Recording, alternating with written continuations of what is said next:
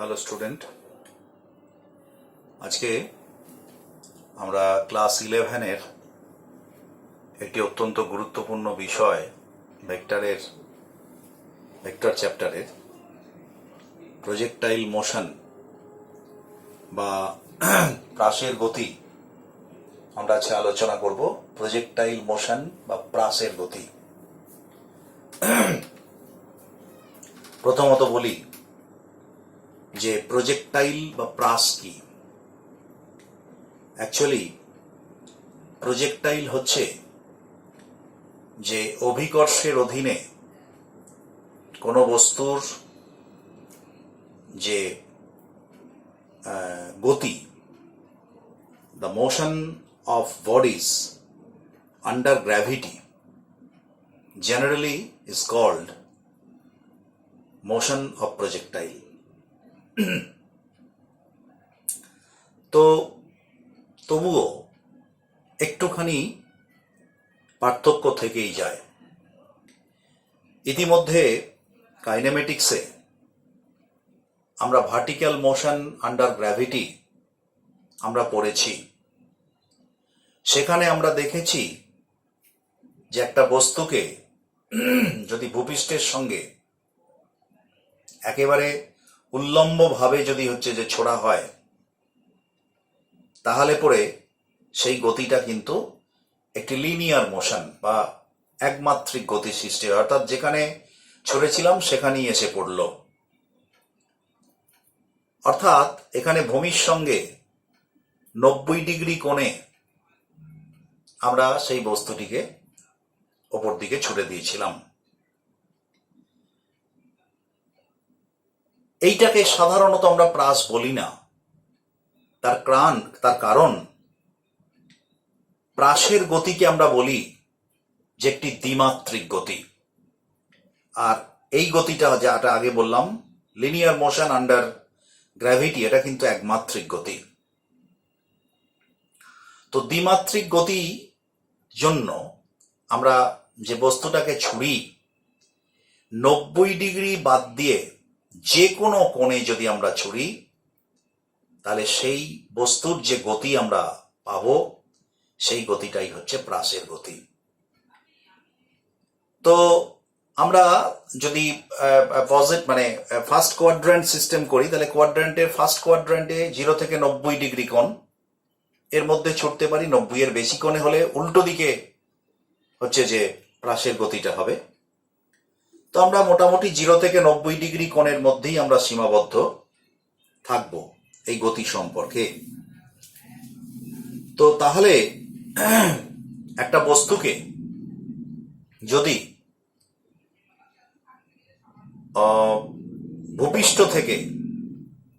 ভূপৃষ্ঠের সঙ্গে একটা কোণ করে এক্সেপ্ট 90 ডিগ্রি যদি আমরা ছুড়ি, তাহলে যে গতির সৃষ্টি হবে সেটা প্রাসের গতি, এবং যে গতিপথ তৈরি করবে এই বস্তুটা তাকে আমরা বলবো প্রাসের গতিপথ বা প্রাসের সঞ্চারপথ।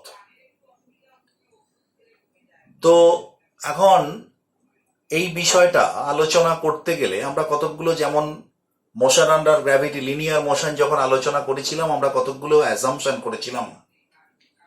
এখানেও কিন্তু সেই ধরনের কিছু অ্যাজাম্পশন আমরা করব। তো আমি জাস্ট এখানে লিখছি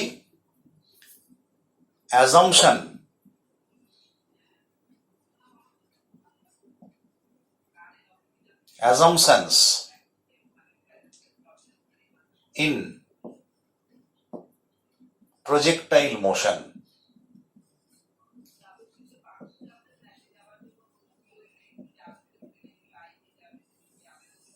প্রজেক্টাইল মোশনে অ্যাজাম্পশন। প্রথমত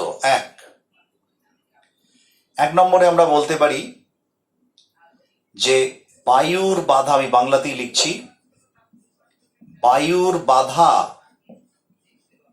বাধাকে অগ্রাহ্য করা হবে।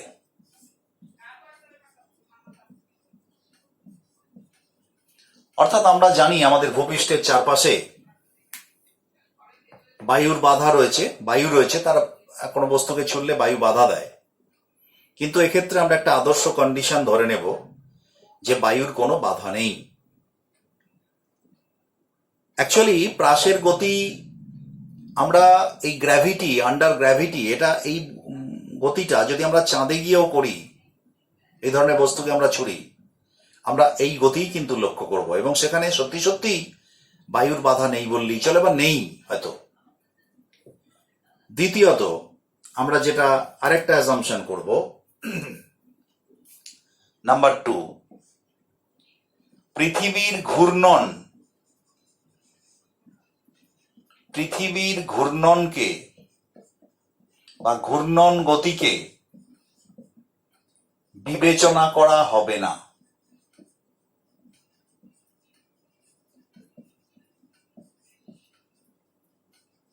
3,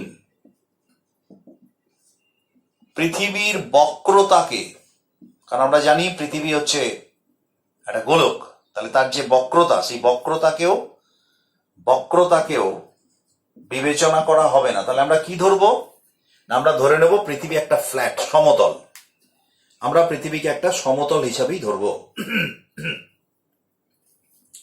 4 নম্বর হচ্ছে যে অভিকর্ষজ ত্বরণ, আচ্ছা এখানে লিখি এইভাবে, সমগ্র প্রাসের গতিপথে অভিকর্ষজ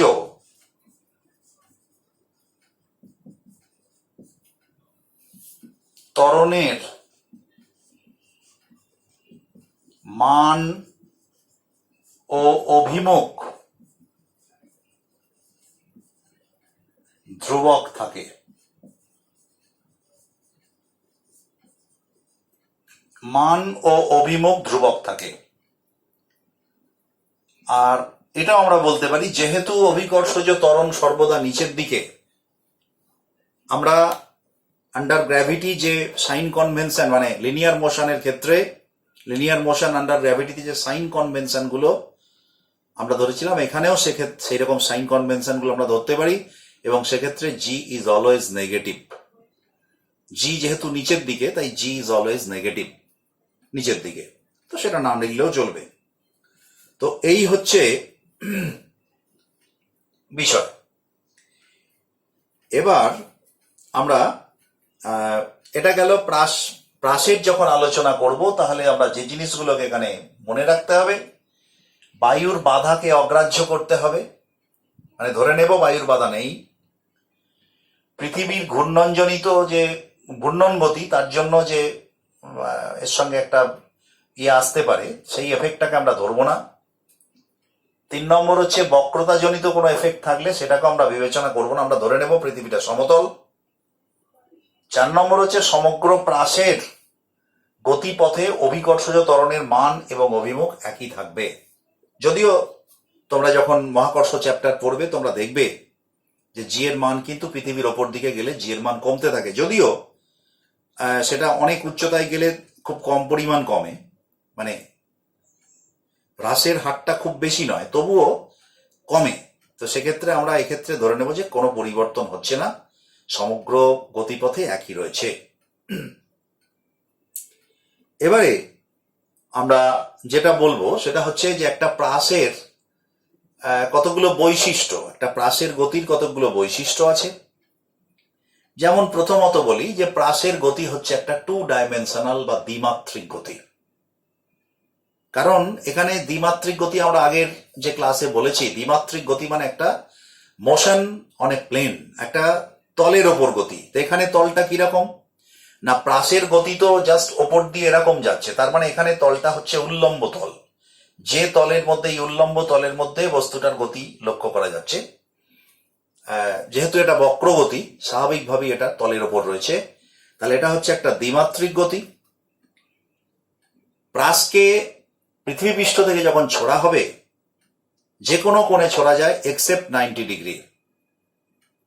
3 নম্বর হচ্ছে যে আমরা অন্যান্য গতির ক্ষেত্রে, অর্থাৎ অন্যান্য 2 ডাইমেনশনাল মোশনের ক্ষেত্রে, আমরা আগের ক্লাসে আমরা বলেছি যে টু ডাইমেনশনাল মোশনকে আমরা যখন বিশ্লেষণ করব তখন আমরা ধরে নেব যে টু ডাইমেনশনাল মোশনে গতিশীল কোনো বস্তুর সঞ্চারপথের প্রত্যেকটা বিন্দুতে আমরা যদি যে কোনো বিন্দুতে যদি আমরা স্পর্শক আঁকি সেই বরাবর তার গতিবেগ নির্দেশিত হবে। সেই গতিবেগকে আমরা হচ্ছে যে দুটো উল্লম্ব এবং অনুভূমিক উপাংশে বিভাজন করতে পারি। একটা যদি এক্স অক্ষ আর ওয়াই অক্ষ ধরি তাহলে একটা এক্স অক্ষ বরাবর, একটা ওয়াই অক্ষ বরাবর। দ্বিতীয়ত ত্বরণের ক্ষেত্রেও এইভাবে আমরা হচ্ছে বিভাজন করতে পারি, এবং সেক্ষেত্রে আমরা বলেছিলাম যে দ্বিমাত্রিক গতিকে আমরা যে দুদিকে অর্থাৎ এক্স এর দিকে এবং ওয়াই এর দিকে আমরা লিনিয়ার মোশনের যে সমীকরণ সেই সমীকরণকে কিন্তু আমরা এখানে ব্যবহার করতে পারি, এবং এখানে আমরা তাই করব। এবং দ্বিমাত্রিক গতির বলা যেতে পারে একটা প্র্যাকটিক্যাল এক্সাম্পল হচ্ছে প্রাসের গতি। আর তৃতীয়ত হচ্ছে যে এখানে আমরা এই যে প্রাসের গতিটা যেটা দেখব সেটা হচ্ছে এর গতিপথের প্রথম অর্ধ। একটা বস্তুকে যখন আমরা ভূপৃষ্ঠ থেকে ছড়ি তখন আস্তে আস্তে সে ওপরের দিকে ওঠে এবং তার গতিবেগ কমতে থাকে, এবং সর্বোচ্চ উচ্চতায় ওঠার পর তার উল্লম্ব দিকে ওপর দিকের গতিটা থেমে যায়, তারপরে সে আবার নিচের দিকে নামতে থাকে। অর্থাৎ বলা যেতে পারে যে একটা প্রাসের গতিপথের প্রথম অর্ধে তার উল্লম্ব গতি আস্তে আস্তে কমতে থাকে, আর দ্বিতীয় অর্ধে তার উল্লম্ব গতিবেগ আস্তে আস্তে বাড়তে থাকে। তো আমরা এখন একটা প্রাসের গতিবেগকে কিভাবে আমরা ব্যাখ্যা করব তার জন্য আমরা কতগুলো টার্ম প্রাস সম্পর্কিত কতগুলো পরিভাষা সেগুলো আমরা একটু দেখে নেব। তো আমরা একটুখানি প্রাসের গতি নিয়ে আমরা সরাসরি আলোচনাতে ঢুকে যাচ্ছি। মুছে দিই।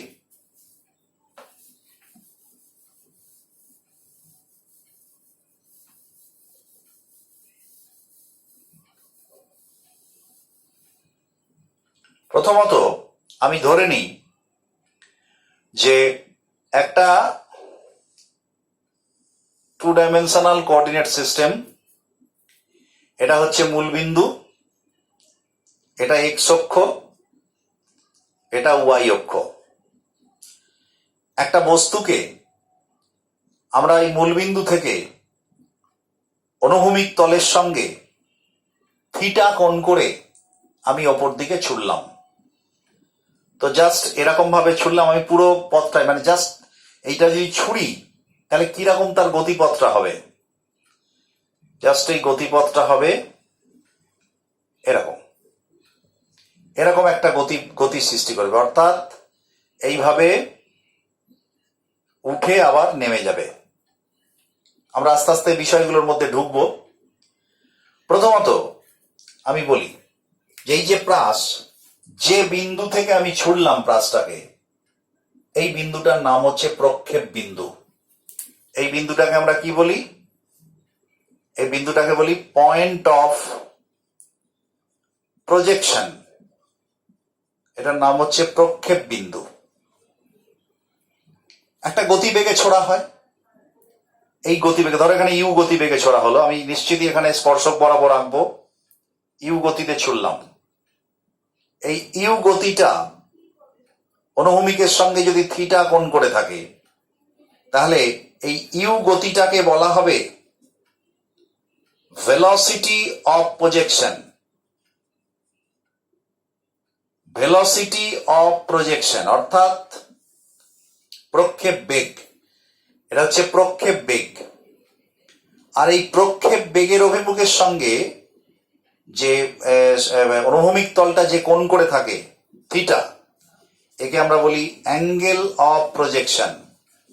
অ্যাঙ্গেল অফ প্রজেকশন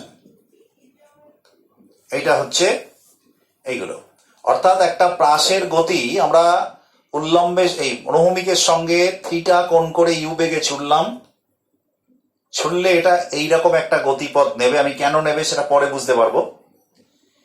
তো এখানে ইউটাকে বলা হচ্ছে যে গতিবেগ, মানে প্রক্ষেপ বেগ বা ভেলোসিটি অফ প্রজেকশন। যে বিন্দু থেকে ছুটছি তাকে বলা হচ্ছে পয়েন্ট অফ প্রজেকশন, আর যে কোণে ছুটছি সেই কোণটা হচ্ছে অ্যাঙ্গেল অফ প্রজেকশন।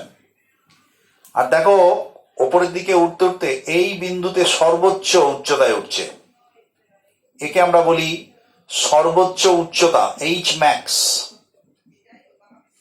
এটা হচ্ছে ম্যাক্সিমাম হাইট, এটা হচ্ছে ম্যাক্সিমাম হাইট।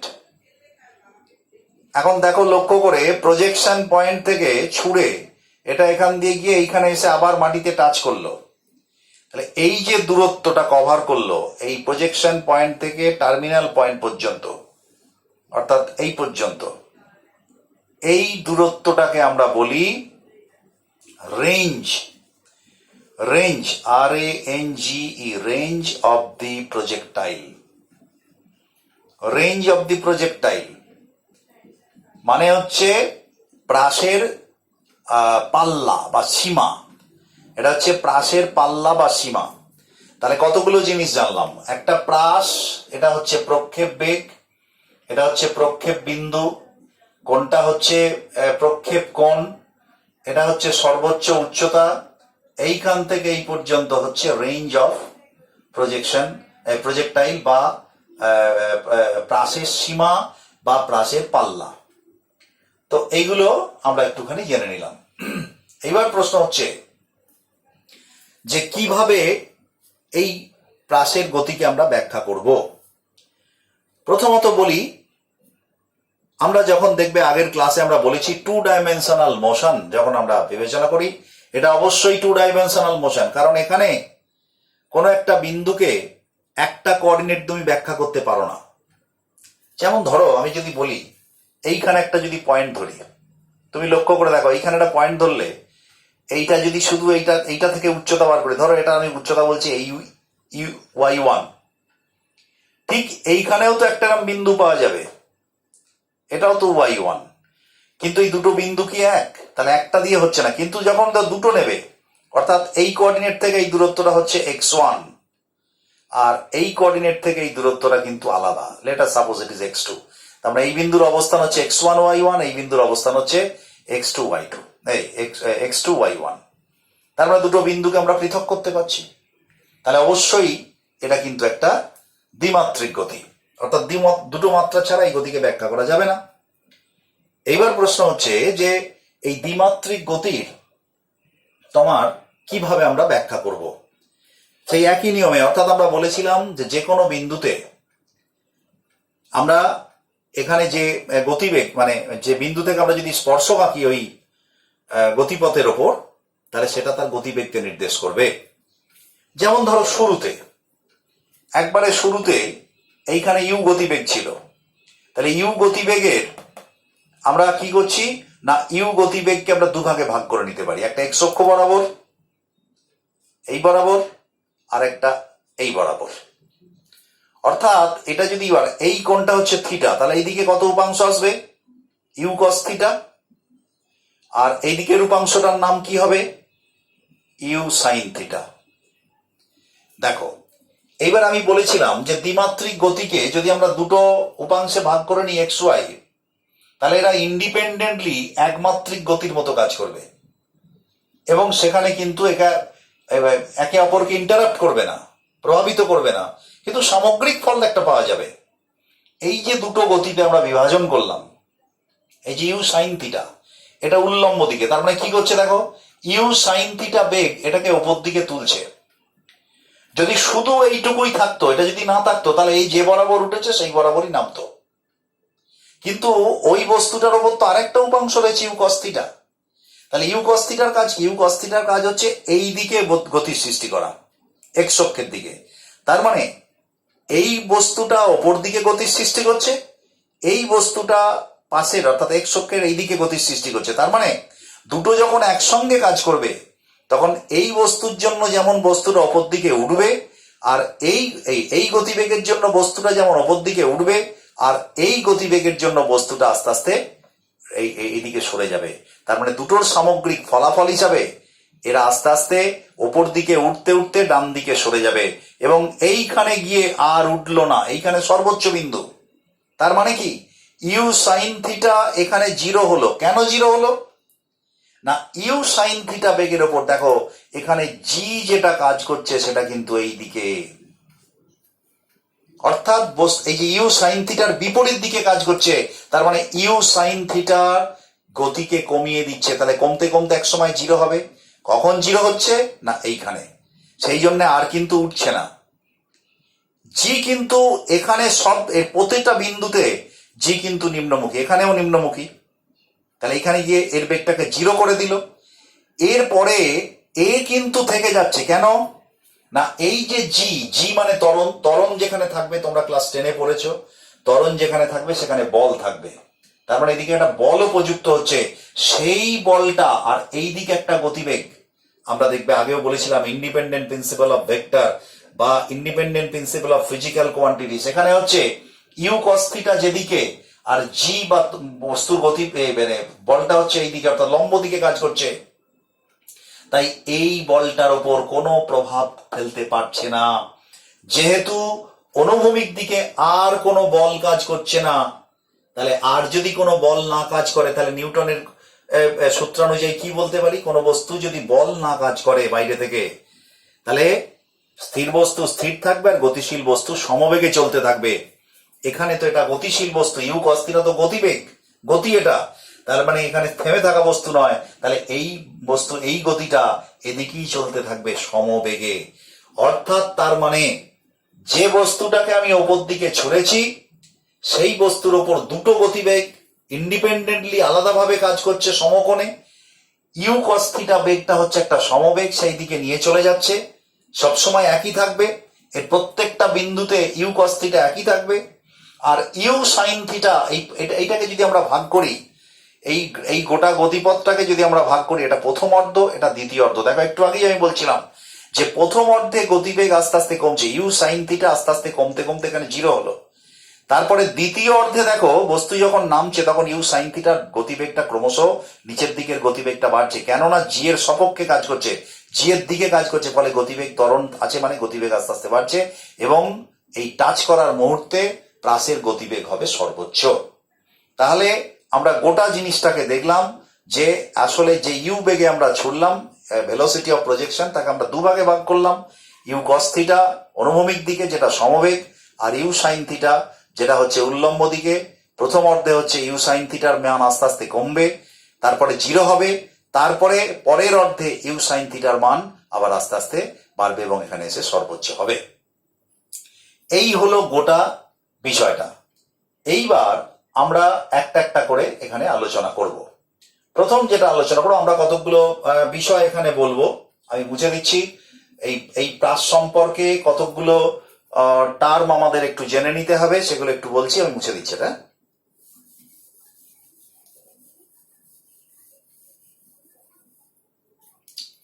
আচ্ছা, আমি বিষয়গুলোকে তো বলে দিয়েছি একটা একটা করে। এবারে আমরা বলবো যেটা হচ্ছে যে প্রথম বলবো এক, উড্ডয়ন কাল। উড্ডয়ন কাল বা ইংরেজিতে বলা হয় time of flight. Time of flight, flight মানে যতক্ষণ ভেসে আছে হাওয়ায়। তার মানে এই যে একটা প্রাস এইখান থেকে শুরু করে যতক্ষণ হাওয়ায় ভেসে আছে সেই যে টাইমটা, সেই টাইমটারই নাম হচ্ছে উড্ডয়ন কাল, যতক্ষণ উড়ছে, টাইম অফ ফ্লাইট। এখন এখানে দেখো এই উড়ার জন্য অর্থাৎ ওপর দিকের গতিবেগটাই কিন্তু দায়ী, এদিকের গতিবেগ নয়। এ তো শুধু এদিকে নিয়ে যাচ্ছে, ইউ কস থিটা এদিকে নিয়ে যাচ্ছে, ইউ সাইন থিটা একে ওড়াচ্ছে। একবার আস্তে আস্তে ওপর দিকে গিয়ে কমে জিরো হলো, তারপর আবার এখানে ইয়ে হলো।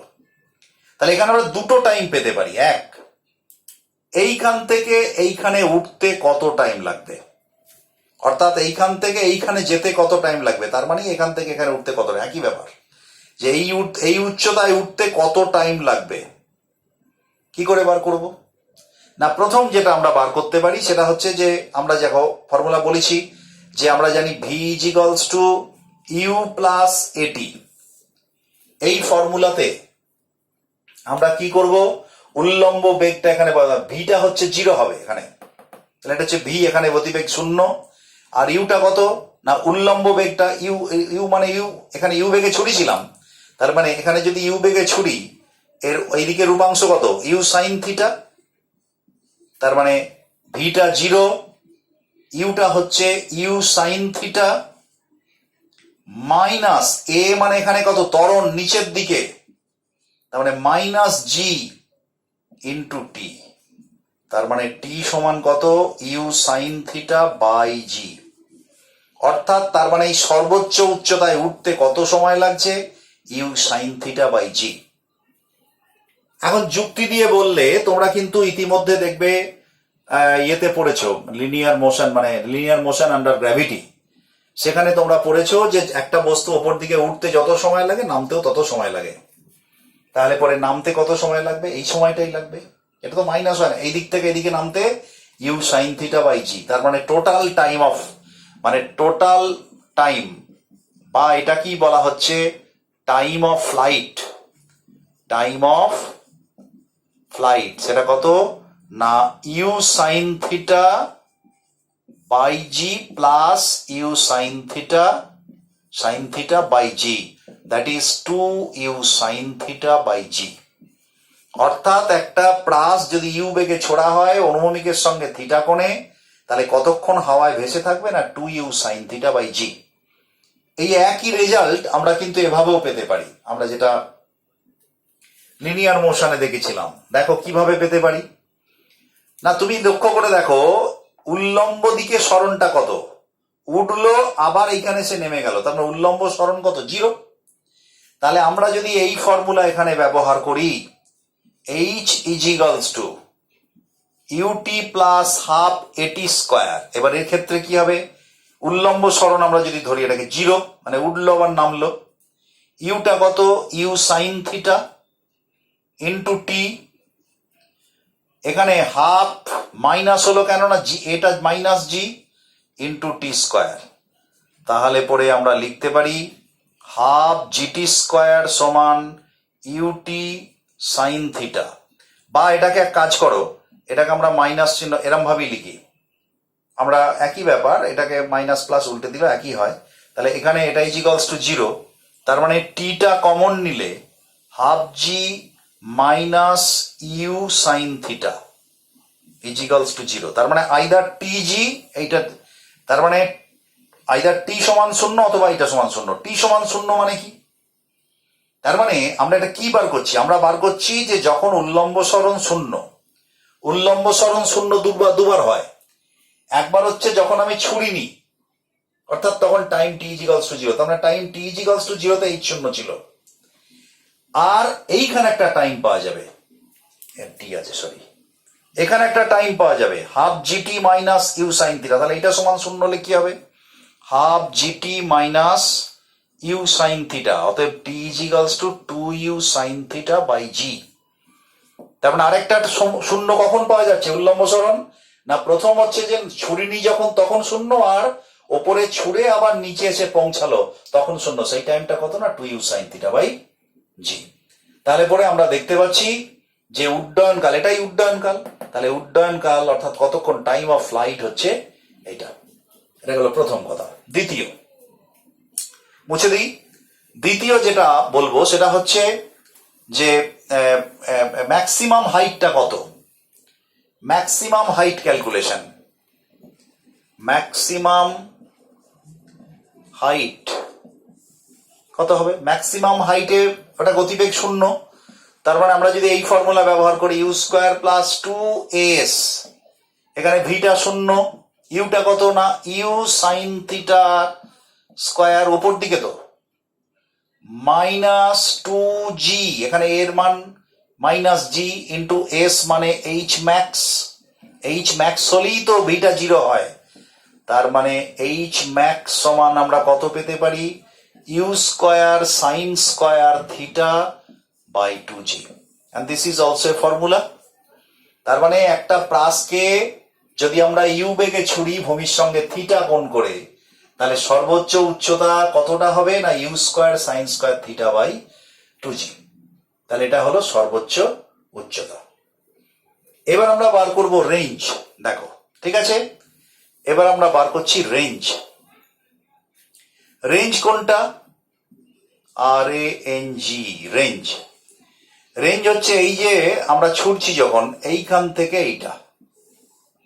এইটা হচ্ছে রেঞ্জ এক্স, বা এটাকে আমরা আর দিয়ে প্রকাশ করতে পারি। তাহলে এই আরটা কতটা, মানে এইখান থেকে এখানে যাবে, দেখো লক্ষ্য করে এদিকে যে বেগ আছে সেটা হচ্ছে ইউ কস থিটা। এই বেগটাই তো নিয়ে যাচ্ছে, কিন্তু এই বেগটা ততক্ষণে নিয়ে যেতে পারবে যতক্ষণ প্রাসটা ভেসে আছে। প্রাসটা যদি মাটিতে ঠেকে যায় তাহলে তো ইউ কস থিটা আর কাজ করতে পারবে না। তার মানে যতক্ষণ মাটিতে ভেসে আছে ততক্ষণ ইউ কস থিটার দিকে কাজ করবে। তাহলে এই দূরত্বটা কত হবে? তাহলে আর ইজ ইকুয়ালস টু গতিবেগ ইন্টু সময়টা সমবেগ। তাহলে u cos theta into time of flight, সেটা কত? R is equals to u cos theta into হচ্ছে u square time of flight, sorry, 2u sine theta by g. এটা ছিল। তার মানে that is R is equals to আমরা লিখতে পারি u square into 2 sine theta cos theta by g. কেন এটা লিখলাম না? 2 সাইন থিটা কস থিটা মানে সাইন 2 থিটা।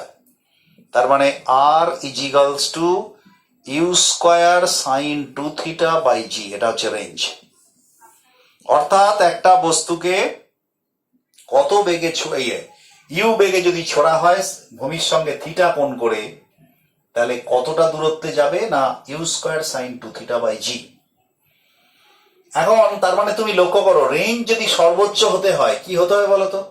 এখন ইউ তো নির্দিষ্ট, জিও নির্দিষ্ট। একই বেগে ছুটলে কখন বেশি জুপ যাবে?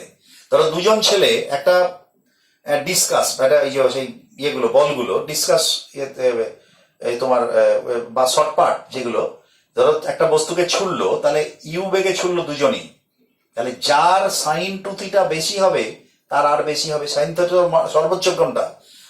সাইনের সর্বোচ্চ মান হচ্ছে 1। তার মানে সাইন 2 থিটা সমান 1 সমান সাইন 90। তার মানে 2 থিটা সমান 90, অতএব থিটা ইজ ইকুয়ালস টু 45। তার মানে 45 ডিগ্রি কোণে, অর্থাৎ আমরা যখন দেখবে কোনো শর্টপাট ছুরি, আমরা যদি কান দিয়ে এরম ভাবে ছোড়া হয়, তো তখন থিটার মান 45 ডিগ্রি হলে আরটা এই আর যার বেশি হবে সে তো যেতে, তাহলে আর বেশি হবে কখন না থিটার মান 45 ডিগ্রি হলে।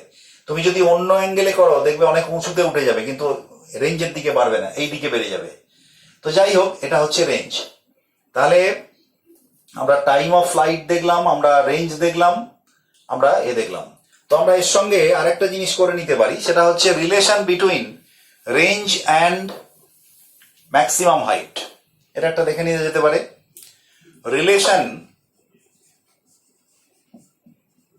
Relation between range and maximum height. আচ্ছা, ম্যাক্সিমাম হাইটের ফর্মুলা কি? এইচ ম্যাক্স সমান হচ্ছে u square sine square theta by 2g। আর আর এর ফর্মুলা কি না? আর এর ফর্মুলা হচ্ছে u square sine 2 theta by g. U square sine 2 theta by g. ঠিক আছে? তাহলে পরে ধরো এইচ ম্যাক্স বাই আর যদি আমরা করি, তাহলে কি হবে? ইউ স্কোয়ার, এবার sine square theta by 2g into এইটা বাই, এটা আমি লিখছি g by u square sine 2 থিটাকে লিখছি 2 সাইন থিটা কস থিটা। তাহলে জি জি কেটে গেল, ইউ স্কোয়ার কেটে গেল, এখানে একটা সাইন থিটা থাকলো, একটা সাইন থিটা কেটে গেল। তার মানে ওপরে সাইন থিটা নিচে কস থিটা। তার মানে h max by R is equals to sine theta by cos theta মানে ট্যান থিটা বাই 4। তার মানে ট্যান থিটা বাই 4। তার মানে আমরা বলতে পারি যে এইচ ম্যাক্স সমান হচ্ছে আর বাই 4 ইন্টু ট্যান থিটা। এটা হচ্ছে তোমার এইচ ম্যাক্স এর সঙ্গে আর এর রিলেশন। এখন একটু আগেই আমরা দেখলাম যে আর ম্যাক্সিমাম ভ্যালু কখন পাওয়া যায়, থিটার মান যখন হচ্ছে 45 ডিগ্রি। তাহলে 45 ডিগ্রি যদি হয় তাহলে আর ম্যাক্স আর এইচ ম্যাক্স, আর ম্যাক্স হয় 45 এ, তাহলে tan 45 কত 1। তার মানে এইচ ম্যাক্স সমান এটা হলো আর ম্যাক্স বাই 4। তার মানে আর ম্যাক্স সমান 4 ইন্টু এইচ ম্যাক্স। তার মানে একটা বস্তুকে যদি আমরা ভূমির সঙ্গে 45 ডিগ্রি অ্যাঙ্গেলে চড়ি তাহলে পরে তার যা রেঞ্জ হবে, মানে তার যা ম্যাক্সিমাম হাইট হবে তার 4 গুণ হবে তার range. R max is equals to 4 into h max. তো এই হচ্ছে কতগুলো বিষয়। এইবারে আমরা যেটা বলবো সেটা হচ্ছে যে তোমার কি বলে লোকাস অফ প্রজেক্টাইল, অর্থাৎ প্রাসের সঞ্চার পথ এবং তার সমীকরণ। এটা মুছে দিই। প্রাসের সঞ্চার পথ, লোকাস অফ প্রজেক্টাইল বা প্রাসের সঞ্চার পথ, প্রাসের সঞ্চার পথ। আচ্ছা, তো প্রাসের এই তো হচ্ছে তোমার এরকম। তাহলে আমি ধরলাম টি টাইমে, ধরো এটা এরকম ইউ বেগে ছোড়া হয়েছে থিটা কোণ করে। তো এইখানে একটা বিন্দুর কথা ধরলাম যার স্থানাঙ্ক হচ্ছে এক্স ওয়াই। তারপরে এক্স কতটা, এইখান থেকে এটা এক্স আর এখান থেকে এটা ওয়াই, এটা এক্স এটা ওয়াই। তার মানে এটা যদি টি টাইমে হয়ে থাকে, টি টাইমে যদি হয়, এটা এক্স অক্ষ এটা ওয়াই অক্ষ, in tea time, in tea time. তাহলে পরে এক্স সমান আমরা কত লিখতে পারি, ইউ কস থিটা ইন্টু টি। কারণ এক্স অক্ষ বরাবর বেগটা হচ্ছে ইউ কস থিটা, আর টি টাইমে কত দূর যাবে ইউ কস থিটা ইন্টু টি, সেটাই এক্স। এইটা এক্স হলে এই দিকটা ওয়াই, তার মানে এই বিন্দুটা পি এক্স ওয়াই, মানে বিন্দুর বস্তুটা এইখানে গেছে।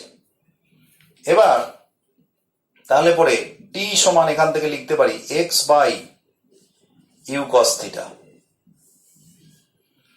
এবার ওয়াই এর দিকে কি আছে, ওয়াই এর দিকে কিন্তু ইউ সাইন থিটা উপাংশ। তাহলে আমরা এই ফর্মুলা যদি লিখি y is equals to u t minus, একবারে সরাসরি লিখছি, হাফ জিটি স্কোয়ার। তাহলে ওয়াই সমান ইউ মানে কত, u cos theta, sorry u sine theta into t minus half g, আর এখান থেকে টি এর মানটা পাচ্ছি x by u cos theta. তাহলে ওয়াই ইজ ইকুয়ালস টু আমরা এখানে পেলাম u t sine theta minus half, এটা স্কোয়ার হবে, half g x square by u square cos square theta. ও সরি, এখানে টি এর মানটা বসাতে হবে। আচ্ছা, এটা মুছে দিলাম, টি এর মানটা এখানে বসাই। Y is equals to u sine theta into x by u cos theta minus half g into x square by u square cos square theta, और y इज इक्वल्स टू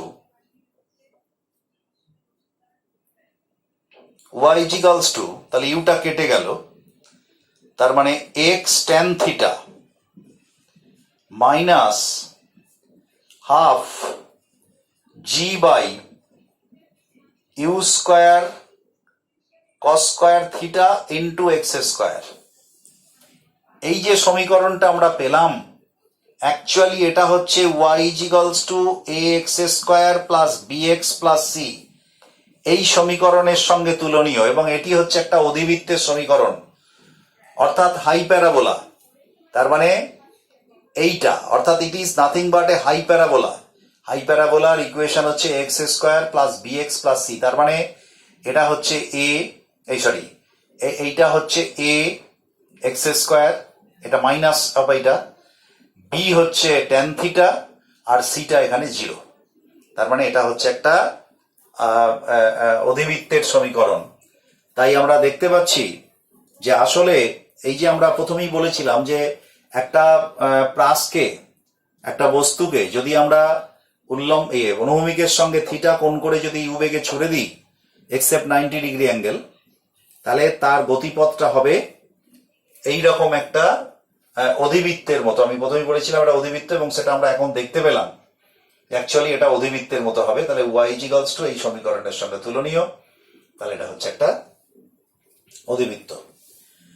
তো এবারে আমরা আবার একটা কথা বলি যে এই যে আমাদের প্রাসের গতিপথ নিয়ে আমরা আলোচনা করছি, তো সেই গতিপথের আলোচনা করতে গিয়ে আমরা দুটো জিনিস একটু দেখা যেতে পারে। আমরা বলেছিলাম যে অ্যাকচুয়ালি এটা হচ্ছে একটা পারফেক্ট 2 ডাইমেনশনাল একটা গতি।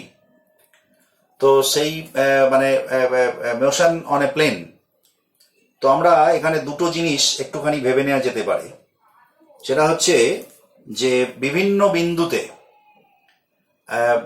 যে বস্তুর গতি, অর্থাৎ এখানে লক্ষ্য করে দেখো যে এই যে প্রাসের গতিপথ, প্রাসের গতিতে প্রত্যেকটা মানে এখানে ইউ কস থিটা কিন্তু সমবেগ। তার মানে এই যেখানেই থাকুক না কেন এই গতিপথের সর্বত্র কিন্তু ইউ কস থিটাই থাকবে, এই উল্লম্ব গতিটা, ওই কি বলে ওটাকে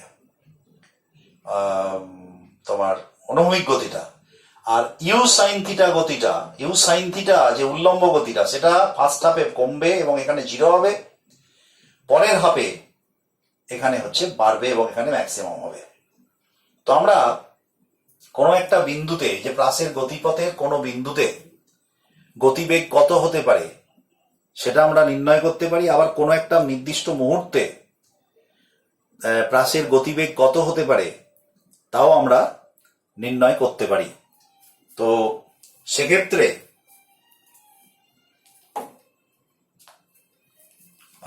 সেক্ষেত্রে আমরা